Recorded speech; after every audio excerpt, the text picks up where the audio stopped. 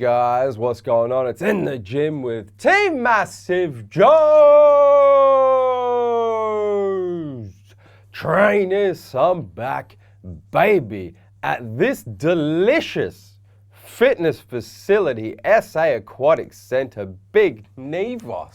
It was a terrific facility. And we're just going to give you guys a bit of a when we come across fitness facilities of this standard, it would be a shame not to give you guys a walkthrough before we start our workouts. We're going to give you a little bit of a tour of this here aquatic center. But this is just to confirm as well, because Adelaide has 2 aquatic centers. Yeah. This is the one located in the suburb of Marion. Yes. This is where you and JB used to train a fair bit, wasn't it? Yes, yeah. I used to train here a lot. Back in the day. Yeah. Back in the good old days. Phenomenal fit. Look at the fucking size of it. We are kind of accustomed to training. I think the way gyms have gone in recent years is smaller. Yeah. With the kind of advent of 24-hour gyms. Gyms are getting smaller and smaller. This is a fucking gym, man. Yeah. Look at this gym. And as you're about to see, they've recently opened up the SASI section. South Australian Sports Institute. The SASI section of the gym here as well, which is more your, as you can see with all the bumper plates and squat racks there. Yeah. A bit more of an Olympic lifting area, I should say. I would go so far as to say, Big Neve. A specialized Belt squat. Look at a fucking belt squat. I haven't seen a belt squat in years. I didn't even know they still existed. I've seen them in Gold's Gym, but never anywhere else. Phenomenal. Phenomenal. So yeah, who's that? Well, now we can get into the workout. Trainers, I'm back with my brothers in iron, BOSH, Josh, and of course, Big Neve. Oh, look at him. He switched on. He's game time. Look at that. Look at that. Look at the vision on him. Look at the night vision. Unparalleled focus. Shit. Starting this workout off with Big Neve Movement's top secret strength program. We are now in week number 6, Neve. Week 5 this was. Well, I'm getting ahead of myself. Week 5, starting off, of course, with the main strength movement for back, that being deadlifts off the floor. BOSH has come up tremendously in this exercise. Tremendously. When we started the top secret strength program phase 1, his deadlift was like 120, like max. Yeah. And look at him repping out. What's that, 142.5? 142.5 repping like out. a bag of feathers. Bit of touch and go, but we won't Hercules. And what about you? You used to pull what? What was your max when we started? I hadn't deadlifted in ages before we started the strength training cycles, man. Anyway, what you got on there? I believe on here was 197.5. I believe. Correct me if I'm wrong. Add up all those colourful plates, mate. I reckon your max... They look the same to me. I'm colourblind. I reckon your max would have been about 200 for one when we first started this. Probably less, because I hadn't deadlifted in years. Yeah. But you brought me back. You brought me back to the dark side. And especially for you got to remember as well, is that Big Hose and Josh are both 6'2" and 6'3" respectively. Yeah, we big tall motherfuckers, man. So it's not like me who's 5'9" or 5'10" and got to pull it about 3 inches off the ground. We have to pull it a lot further. There's no doubt about it. I just got to pull it a knee's dick off the ground. Yeah, that's it. 3 inches at the most. Pretty happy with that form, watching that back, to be honest. Could have kept the hips down a little bit more. Drop the weights. Could have kept it down a little bit more. Big Neve. Not here to spiders. What's that, 20? About to pull 240 like a bag of feathers. Boom. Not even there. Not even there, mate. See, the issue is that normally if you... The issue was we ran out of plates for you to pull. That's the issue. That was an issue. But the issue... Throwing 290 on there now. The issue is that I obviously have a deadlift. My max deadlift of all time is 312.5. Yeah. Silence, please. Neve is about to lift. Quiet, please. Come on, Puff.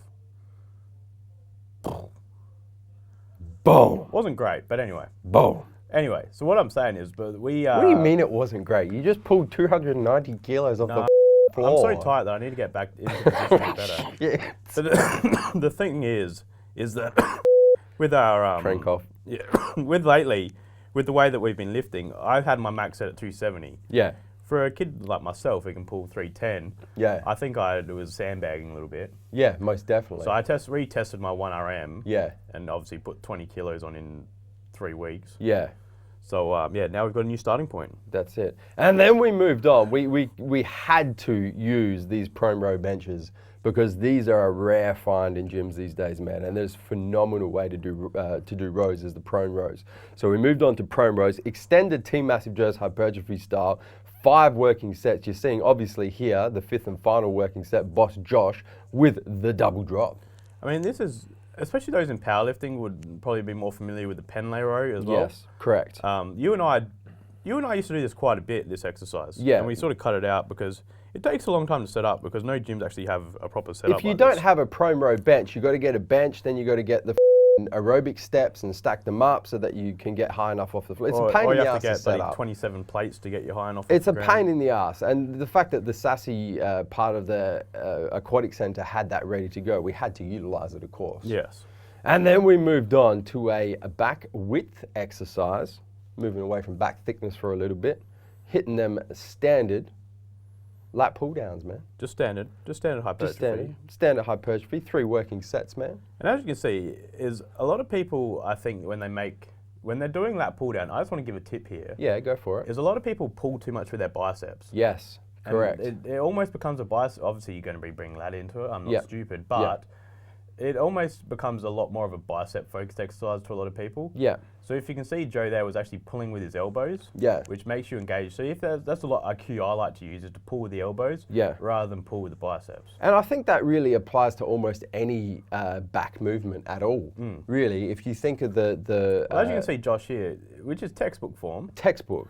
The drive coming from the elbows rather than from the hands. Yeah, and you can see the elbows coming back. And yeah, as you said, driving with the elbows, not pulling with the biceps. A lot of guys will almost bring it up to, if you have a look where Josh is bringing back, he's almost bringing it back to the MassiveJoes hem tag there. Yeah, yeah. A lot of people will bring it almost just directly straight up to their pec. Yeah. Which is just going to obviously bring in a lot more bicep. 100%. Whereas this is focusing just on lat. Yeah. And obviously, if you didn't already pick it, then we moved on to the isolateral one-arm dumbbell bent over rows. It does come down to my muscle connection, Big Neve. It does. It really does. You got to focus on the muscle you're trying to hit with a particular exercise. And then if you do that, pretty much everything else falls into place, to be honest. There's no need to overthink it. You know, a lot of people with this particular exercise are like, where do I pull the dumbbell to? How bent over do I need to be? How wide do my legs have to be? All this bullshit. Just bend over, think about engaging your lat, and pull the weight. Yeah. And everything else will fall into place, man. And if you've got enough weight in your hands, like you've got 50 kgs here. You know what I like to call it? What? I like to call it the kiss. Yeah? Keep it simple, stupid? Exactly. Yeah. Spot on. That's one thing that I notice a lot as well. I mean, obviously people in the gym, it's great that they ask questions. Yeah. And it's great that obviously you and I get hit up a lot on Facebook, for example, or email. Yes. The thing is people overthink and overanalyze way too much. Correct.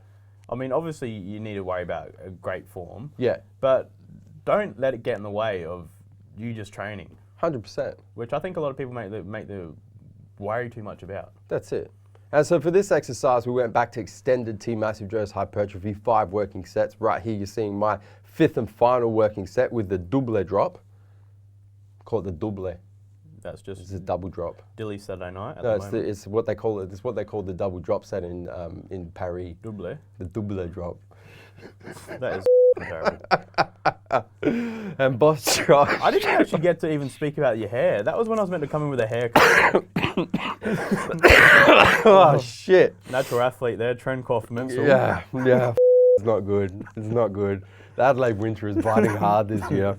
Anyway, Boss Josh showing off his better side, the left-hand side. I think there was a little bit of a snake poking its head out in that bicep, mate. Or perhaps another snake poking its head out. I don't know. I was about to make a joke about the bottom of the shorts. What's that? Oh, shit. Oh, God. Look what happens when you we're talking about exercise and you're talking about snake heads popping out somewhere. Oh, we always start with good intentions within the gym of Team MassiveJoes. I thought we were going great with the informative exercise instructions and you pull out the snake head joke. Anyway, as you can see, Boss, on this exercise, he's going too light. Is his tampon popping out the bottom as well? Oh shit, you've lost me. I'm out. Time out. And then finished off with some stiff arm, not pullovers, but pull-throughs. What are you going to put? What do you call these exercises? Well, I do them a little bit differently, and it comes back to my muscle connection as well. Is a lot of people will do them more as like a pullover, but you'll see it's kind of the way we do them is kind of like a hybrid between a pullover and a pull through, really. But it comes down to doing it this way. Me personally, I feel that it engages more of my back than your standard pullovers. When I do standard pullovers, I feel it a lot in the deltoids and the chest, which is not the point of doing the pullover.